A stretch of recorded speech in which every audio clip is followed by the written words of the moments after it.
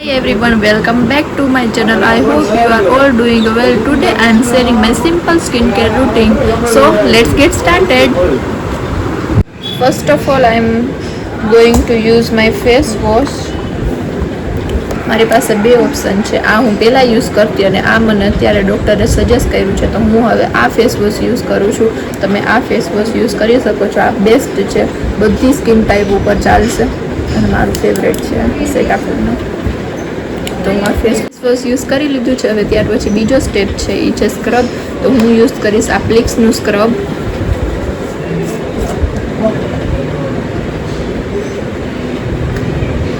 આ જે મારું સ્કિન કેર રૂટીન છે એ કહું છું. તો તમે કહેતા નહીં કે આ રોંગ છે, આ રાઈટ છે, આમ છે. મને જે મારી સ્કિનને સૂટ કરે છે એ હું કરું છું. ઓકે, પહેલાં મારા વાળ બાંધી લો.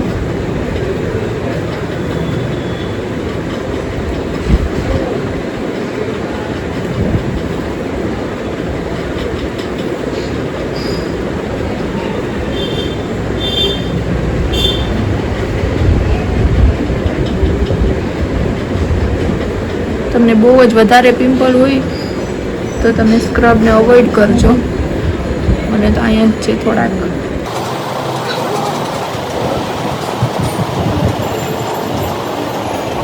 સેન્ટરથી રબ કરજો, બહુ હાર્શ ના પડતા. ધીમે ધીમે સ્કિનને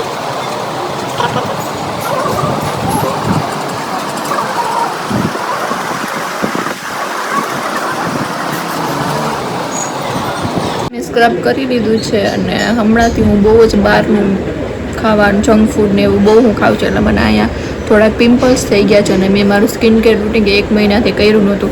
આ જે મારું સ્કિન કેર રૂટીન હું તમને બતાવું છું એ હું 10 દિવસમાં એક વખત તો કરું છું, પણ હમણાં મને ટાઈમ નહોતો મળ્યો એટલે મેં 1 મહિના સુધી કાંઈ યુઝ જ નહોતું કર્યું, ઓનલી ફેસ વોશ જ યુઝ કર્યું હતું. એટલે આ છે હવે આજથી હું 10 દિવસે જે હું પહેલાં કરતી 10 દિવસમાં એક વખત આ રૂટીન ફોલો કરતી એ હું હવે રેગ્યુલર કરવાની છું. તો હવે હું ફેસ સ્ક્રબ પછી હવે હું યુઝ કરીશ આ લિપ સ્ક્રબ છે. મને મારી બેને આપ્યું હતું, આ મેં નહોતું લીધું, મારી બેને મને આપ્યું હતું, એની પાસે હતું એક્સ્ટ્રા, તો એ કીધું કે તું આ યુઝ કર, આ બહુ સારું આવે છે અને મેં આ યુઝ કર્યું. આ સારું આવે છે. આનાથી આપણે જે લિપ્સની ડેડ સ્કિન હોય એ રિમૂવ થઈ જાય છે. લિપ્સ માટે બેસ્ટ છે, આનો કોઈ સાઈડ ઇફેક્ટ પણ નથી.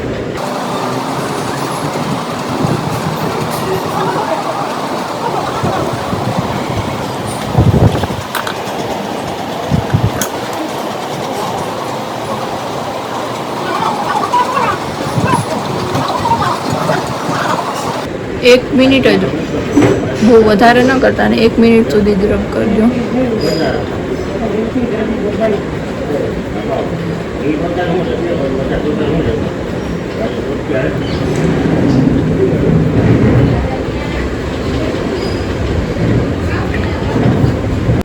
આ છે રિકોર્ડનું lip scrub with shea and cocoa butter. તો તમે આ લઈ શકો છો, સારું છે. હવે હું યુઝ કરીશ આ હિમાલયાનું ફેસ પેક. તમારે બહુ ટેનિંગ થઈ ગયું હોય ફેસ ઉપર તો તમે આ ફેસ પેક યુઝ કરી શકો છો. મારે એટલી બધી ટેનિંગ નથી એટલે હું આ હિમાલયાનું ફેસ પેક યુઝ કરીશ. નીમ ફેસ પેક છે.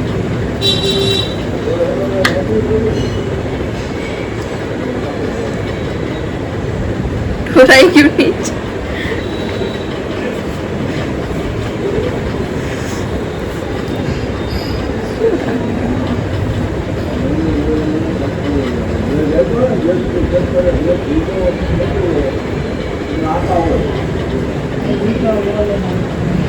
તમારે 10 દિવસમાં એક વખત તો તમારે સેલ્ફ કેર માટે ધ્યાન દેવું જ પડશે.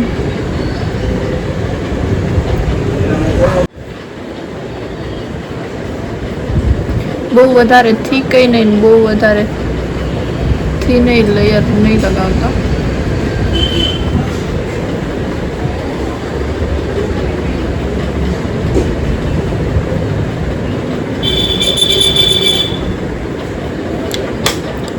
સો ફેસ પેક લાગી ગયું છે. હવે આને આપણે 10 થી 15 મિનિટ વેઇટ કરશે, આ સુકાઈ જશે પછી આને ફેસ વોશ કરી લેશે. ઓકે, ફેસ પેક વોશ કરી લીધું છે.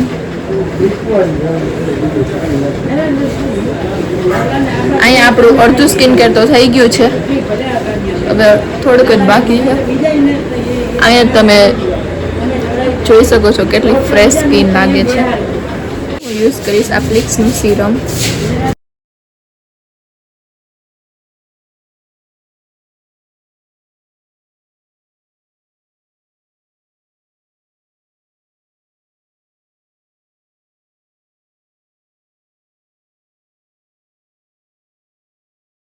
તમે ડેઈલી સ્કિન કેર માટે પહેલાં ફેસ વોશ, પછી આ સિરમ અને મોઇશ્ચરાઇઝર ડેઈલી માટે આટલું યુઝ કરવું.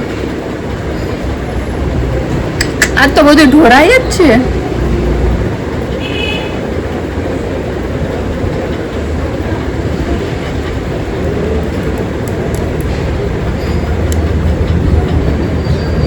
આ સિરમ બેસ્ટ, આ મોઇશ્ચરાઇઝર બેસ્ટ આવે છે.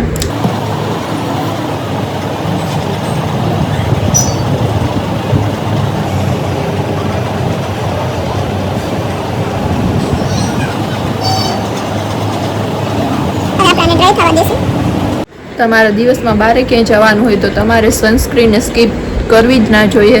સનસ્ક્રીન લગાવીને જ બહાર જવું જોઈએ, નહીં તો ટેનિંગ થઈ જશે સ્કિન. ત્યાર પછી હું યુઝ કરીશ સનસ્ક્રીન. મારી પાસે આ 3 ઓપ્શન છે સનસ્ક્રીનના. આમાંથી હું આ યુઝ કરીશ. સનસ્ક્રીનને આવી રીતે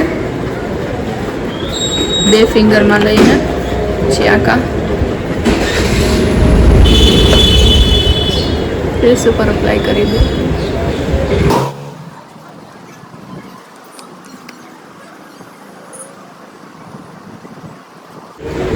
હવે લાસ્ટ સ્ટેપ છે લિપ બામ.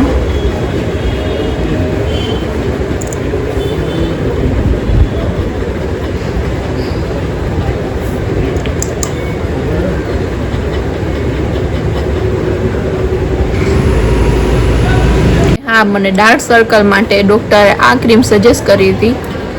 તે દિવસમાં 1 વખત અને રાત્રે સૂતી વખતે પણ 1 વખત લગાવવાની હોય છે. તો હું હમણાં યુઝ કરતી નથી, એટલે અત્યારે હું યુઝ કરીશ. મારા ફોન સ્ક્રોલ કરી કરીને મારા ડાર્ક સર્કલ બહુ જ વધી ગયા છે. આંખની અંદર પણ વહી જશે તોય કંઈ પ્રોબ્લેમ નથી.